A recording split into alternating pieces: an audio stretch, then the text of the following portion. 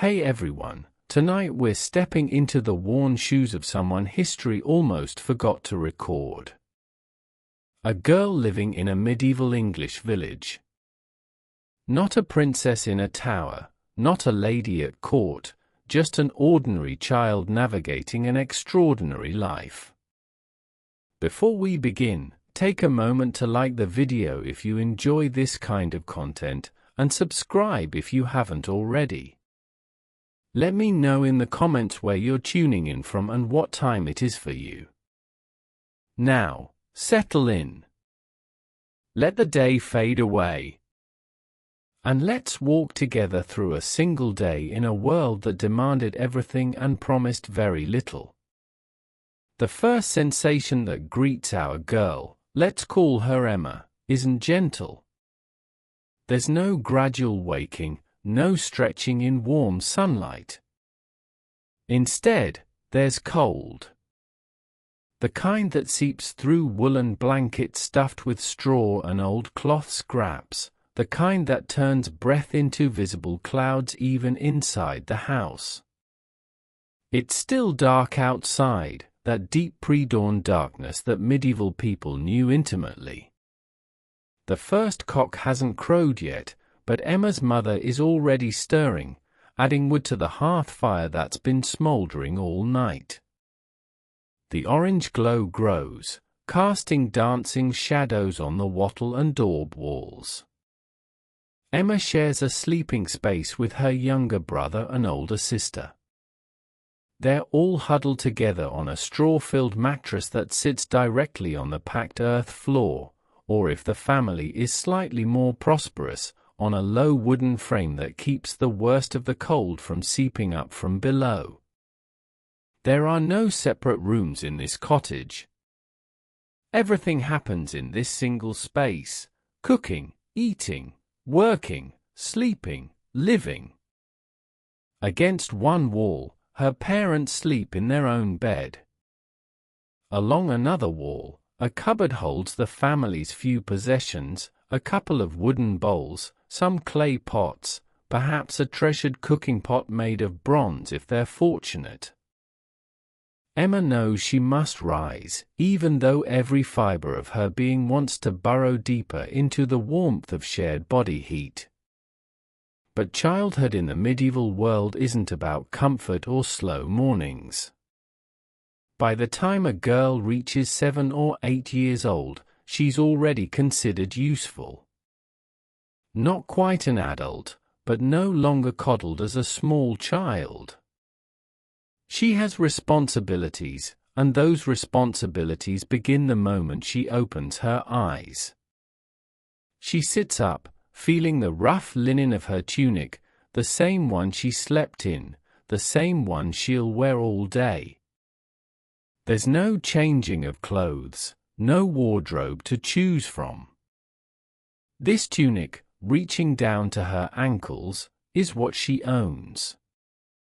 It's been patched multiple times, handed down from her older sister, and before that, possibly from a cousin or neighbor. The fabric is coarse, undyed, a natural grayish-brown that doesn't show dirt easily, which is fortunate because bathing is infrequent.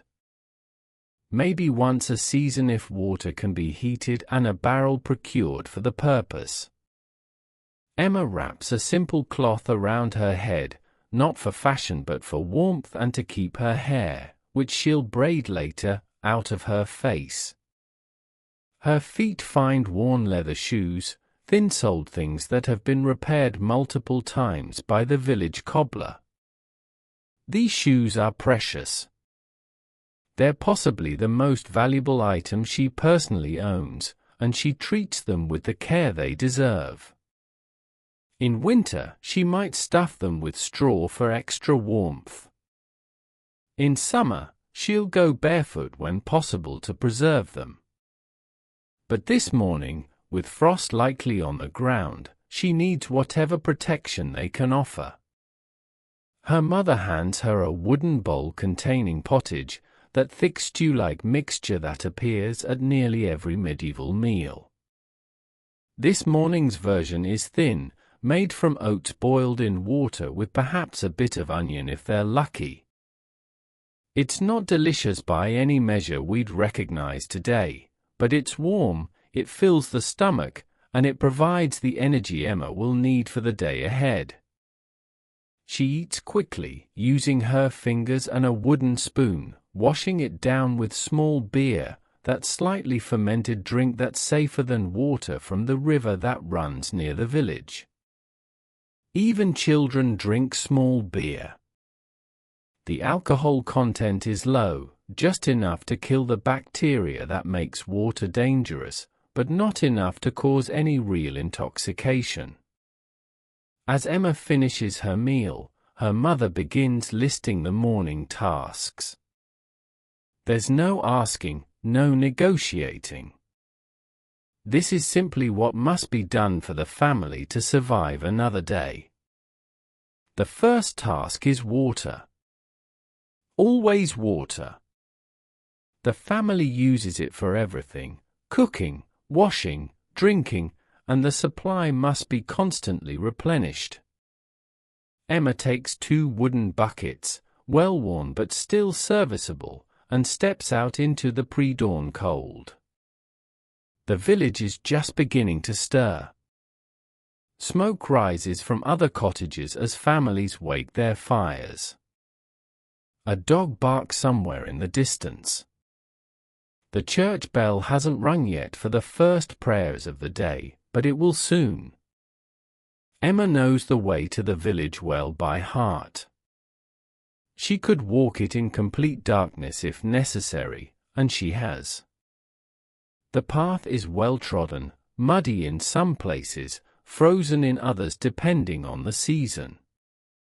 Other girls and women are already at the well, some with buckets, others with clay jugs. This is women's work, this daily trek for water. Men might carry water if they're working in the fields and need it there, but the household supply falls to the women and girls. At the well, Emma waits her turn. The well is communal, shared by everyone in the village, and there's an unspoken etiquette to its use. You don't rush, but you don't dawdle either. The older women get first draw, then the younger women, then the girls. Emma lowers the bucket on its rope, feeling the weight increase as it fills, then hauls it back up. The muscles in her arms and shoulders are already well developed from this daily task. She fills both her buckets, careful not to spill any of the precious liquid, then begins the walk back. The buckets are heavy now, perhaps 20 pounds each, and she can't carry them in her hands without sloshing water everywhere. Instead, she does what she's been taught since she was small enough to help. She uses a carrying pole, a sturdy stick that rests across her shoulders, with the bucket suspended from each end. It distributes the weight more evenly, though it's still hard work. Some older girls and women have learned to carry buckets on their heads, balanced perfectly, leaving their hands free. Emma hasn't mastered this yet, but she's learning. Back at the cottage, she pours the water into large clay vessels that sit near the hearth. Her mother nods approval. One task complete, dozens more await. The chickens need tending. Emma's family is fortunate enough to own 4 hens and a rooster. These birds are kept in a small attached lean-to that connects to the main cottage. The warmth from the animals, though modest, helps keep the cottage slightly less frigid in winter. More importantly, the chickens can't easily be stolen if they're inside, and theft is always a concern in a medieval village where everyone lives so close to the edge of survival. Emma checks for eggs, finding 2 this morning. She handles them carefully, knowing each one represents food or potentially a little extra income if they can spare them to sell. The eggs go into a basket, then into the safest corner of the cottage. The chickens themselves need to be let out into the small fenced area behind the house where they can scratch and peck during the day. Emma scatters some grain for them, precious grain that the family can barely spare but must, because the chickens are an investment that pays back in eggs and occasionally in meat. Next comes the pig. Oh, the pig. Emma's family owns one, kept in a small pen behind the cottage. Pigs are possibly the most valuable animals a peasant family can own because they're efficient, they can eat almost anything, they can forage in the woods for acorns and roots, and when slaughtered, they provide an enormous amount of meat, fat, and materials. Every part of a pig gets used: the meat, the fat rendered into lard for cooking, the skin, the bones boiled for broth, even the blood mixed with oatmeal to make black pudding. But living with a pig is not romantic. The smell is overwhelming. The pen is a mixture of mud, waste, and whatever scraps get thrown in. Emma holds her breath as much as possible while dumping kitchen scraps into the pen: yesterday's vegetable peelings, a bit of spoiled grain, some water. The pig grunts enthusiastically. It's being fattened for slaughter in late autumn, and the family will live off its meat throughout the winter. By the time Emma returns to the cottage, the sun is finally rising, painting the sky in shades of pink and gold. Beautiful, but she barely notices. Beauty is a luxury when you're worried about survival. Her older sister has already begun the spinning. This is women's work that never truly ends. Every family needs cloth, for clothing, for blankets, for bandages, for trade. And cloth begins with thread, and thread begins with spinning. Emma's mother produces wool by shearing the sheep that several families share. The fleece is washed in lye, that harsh soap made from wood ash and water, then carded to align the fibers. After that comes spinning, transforming loose wool into usable thread. Emma's sister sits with a distaff, a long stick with prepared wool attached to the top. The distaff is tucked into her belt at the waist, leaving both hands free. In one hand, she holds a spindle, a short wooden stick with a small whirl at the bottom to give it weight. She draws out fibers from the distaff, twists the spindle, and watches as the twist travels up the fibers, creating thread. It's rhythmic work, almost meditative, and it can be done while walking, while talking, while supervising children. Medieval women spun constantly. When they weren't doing other tasks, they were spinning. The demand for thread was insatiable because it took approximately 3,000 meters of thread to weave just 1 square meter of cloth. Think about that for a moment. A simple tunic might require multiple meters of fabric. A blanket, even more. The hours of spinning required were staggering. Emma isn't skilled enough yet for the fine spinning, so she helps card the wool instead. She takes 2 wooden paddles covered in leather with small wire teeth, places wool between them, and drags them past each other repeatedly until the fibers align. It's tedious work, and the wool smells of lanolin and sheep, but it's necessary. Her hands will smell like sheep for the rest of the day. As the morning progresses, Emma's tasks shift to helping her mother prepare the midday meal. This is the main meal of the day, and like breakfast, it centers on pottage. But this pottage is thicker, more substantial. Into the large iron pot hanging over the fire go peas, those dried field peas that are a staple of every peasant diet. They've been soaking overnight, and now they'll boil for hours. To this, Emma's mother adds whatever vegetables they have, perhaps leeks from the garden plot next to the cottage, or turnips pulled from storage, or cabbage if it's in season. If the family is fortunate, there might be a small piece of bacon or salt pork to add flavor, but meat is rare. Most days, the pottage is entirely vegetarian, seasoned only with salt if they have it, and herbs gathered from the garden, parsley, rosemary, thyme. Emma is tasked with keeping the fire at the right level. Too hot and the pottage burns. Too cool and it won't cook properly. She adds wood carefully, learned behavior from years of watching her mother. The wood itself represents work. Someone, usually her father or brother, had to cut it, haul it, stack it, and keep it dry. Nothing in a medieval household is simple. Everything requires labor. While the pottage simmers, Emma helps with baking. The family doesn't have an oven. Very few peasant families do. Ovens require significant investment in construction and constant fuel to maintain the heat needed for baking.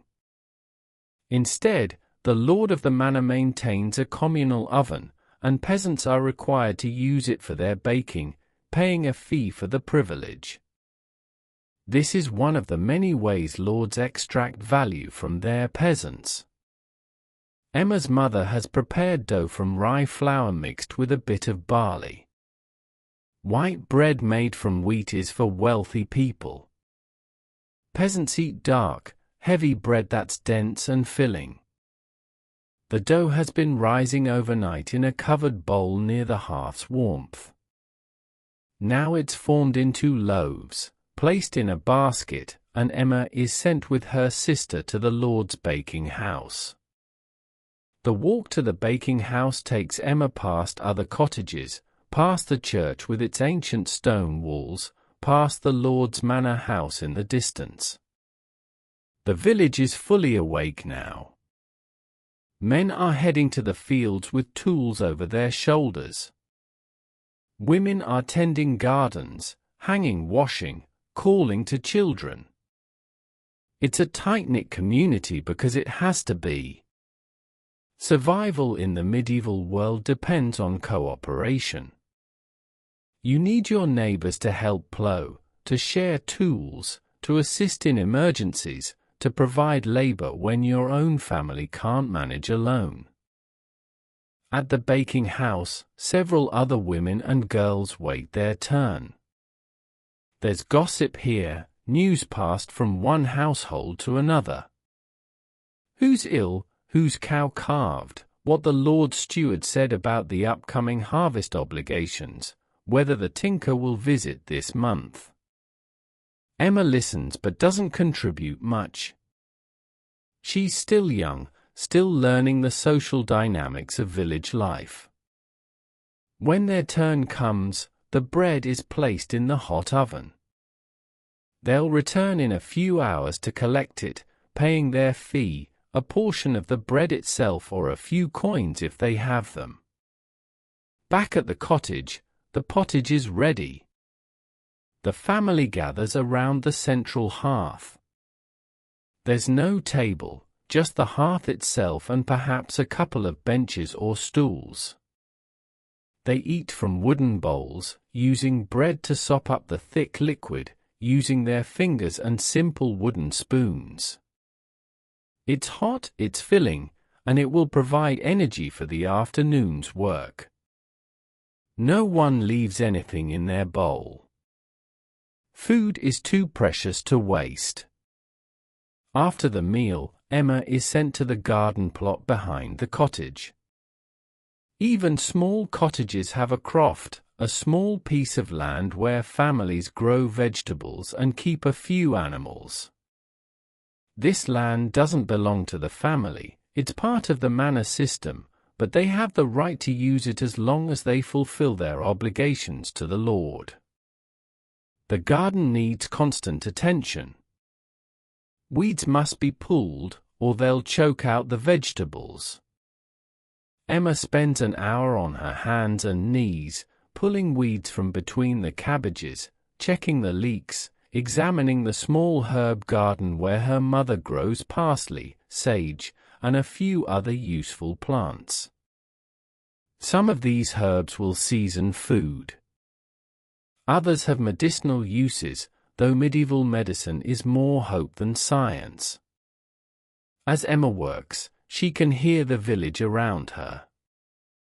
The rhythmic sound of the blacksmith's hammer from the smithy. The bleating of sheep being moved from one pasture to another. Children younger than her playing some chasing game, their laughter high and clear. The church bell marking the midday prayers. Life continues in its well-worn patterns, the same today as yesterday, as it will be tomorrow.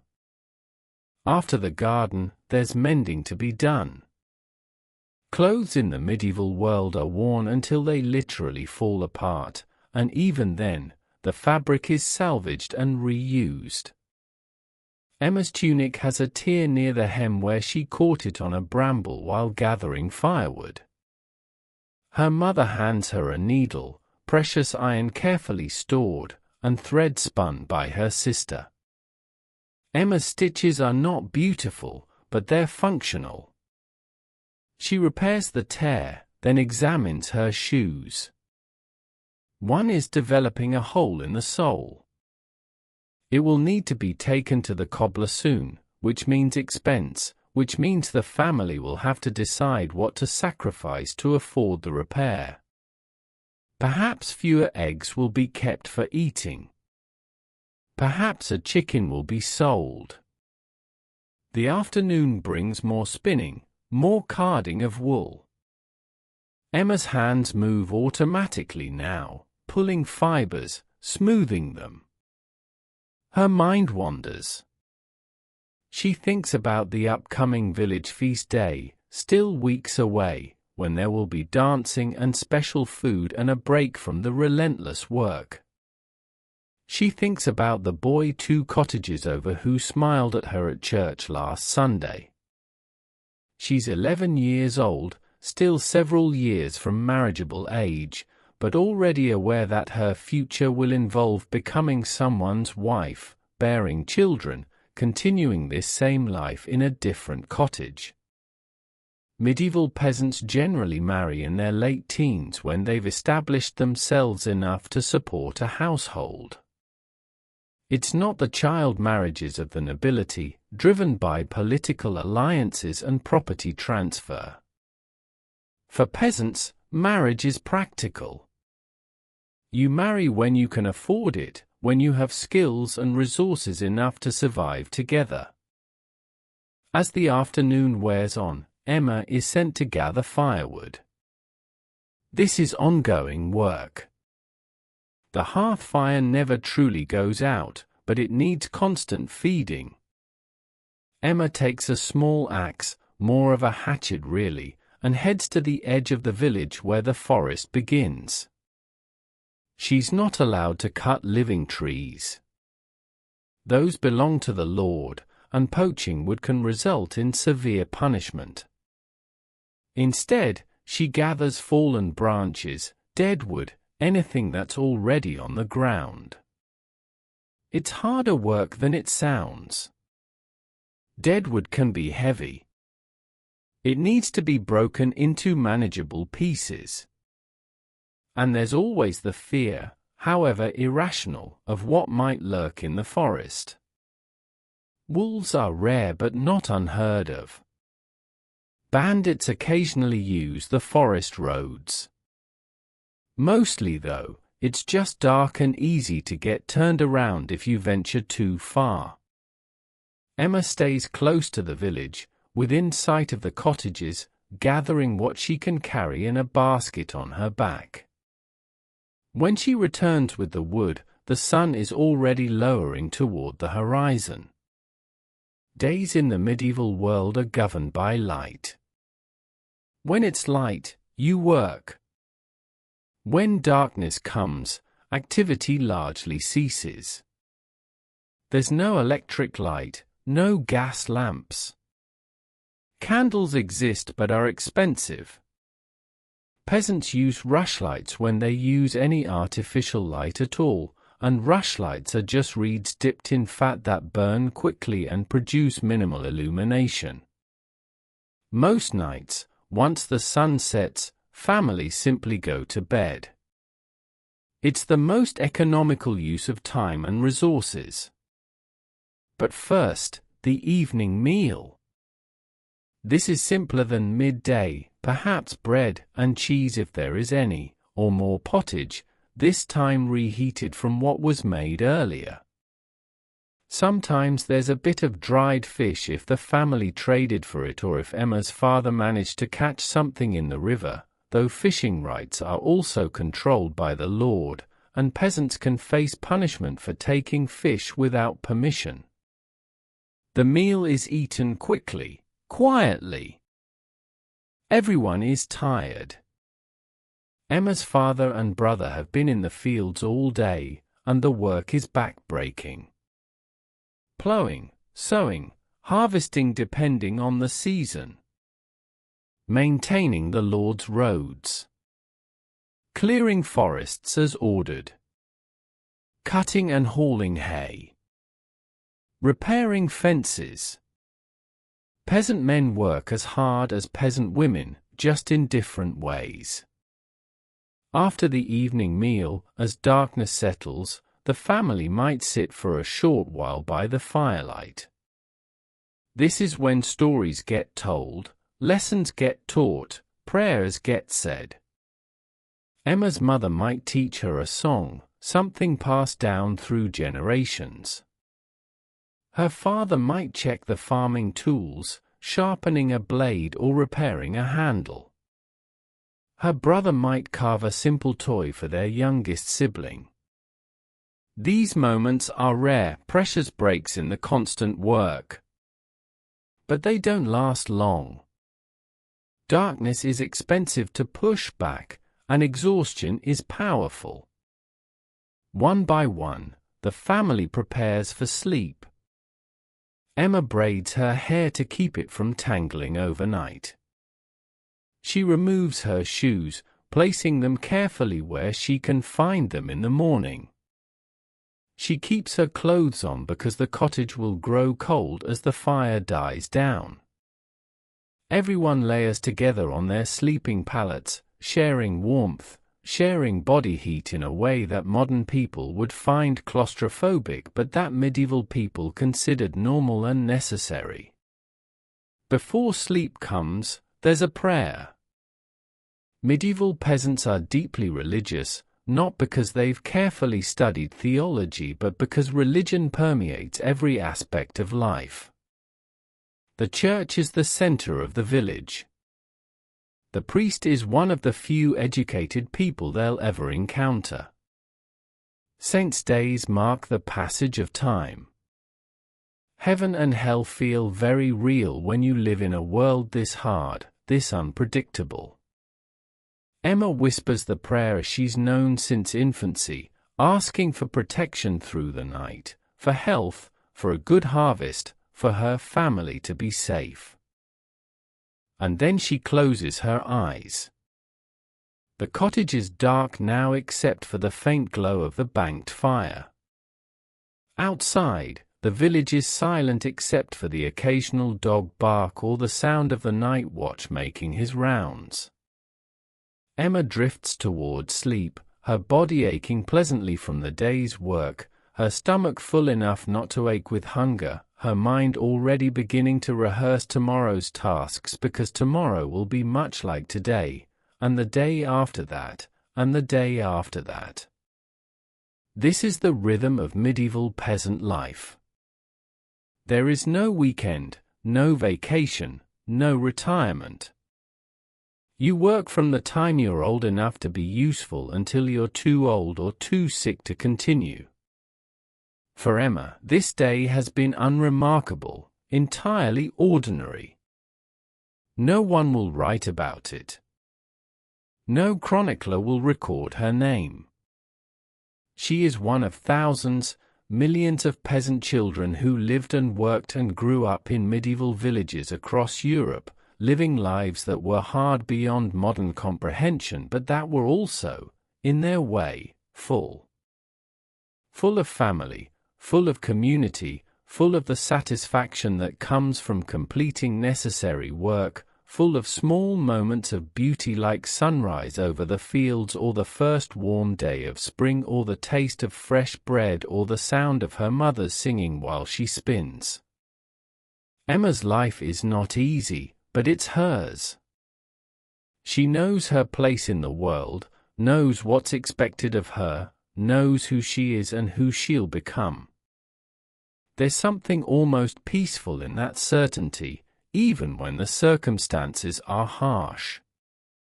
As sleep takes her, Emma doesn't dream of escape or of a different life. She dreams, if she dreams at all, of the things her world offers. A full harvest, a healthy pig, a warm cottage, her family together and safe. These are the dreams of medieval peasants. Not grand, not ambitious by our standards, but profound in their simplicity. To have enough. To survive. To see another day. Modern life has given us comfort and security that would seem like magic to Emma. We have heat at the touch of a button, light that banishes darkness completely, food from around the world available anytime we want it, medicine that cures illnesses that killed half of medieval children before age 5. We've gained so much. But perhaps we've also lost something that Emma had, a deep connection to the rhythms of nature, to the passage of seasons, to the fundamental reality of what it takes to survive. She knows where her food comes from because she grows it, tends it, harvests it with her own hands. She knows the value of water because she carries it every morning. She knows the worth of cloth because she spins the thread herself. There's no judgment here, no claim that medieval life was better. It objectively wasn't. It was brutal and short and filled with suffering that we've largely eliminated. But understanding Emma's day gives us perspective on our own. When we complain about minor inconveniences, it's worth remembering that Emma would consider our worst days to be miraculous luxuries. When we feel disconnected from our world, it's worth considering that Emma never had that problem. Every moment of her day connected her to the immediate reality of survival. And when we feel overwhelmed by choices and possibilities, it's worth noting that Emma's life offered few choices but perhaps because of that, offered a different kind of peace. Medieval village life was hard beyond imagining, but it was also human. People loved, laughed, hoped, dreamed, and found meaning within its constraints. Emma's day has ended much as it began, with cold, with darkness, with the knowledge that tomorrow will demand everything she can give. But tonight, she sleeps surrounded by her family, in a village full of people who know her name, living a life that is small in scale but enormous in its demands and its satisfactions. If you enjoyed this journey through a medieval day, please consider liking this video and subscribing to the channel. There are more stories waiting to be told, more ordinary people who deserve to be remembered, more nights ahead where we can travel together into the past. Until then, sleep well, and perhaps spare a thought for all the Emmas throughout history whose days were so much harder than ours, whose names were never recorded, but whose lives made the world we inhabit possible.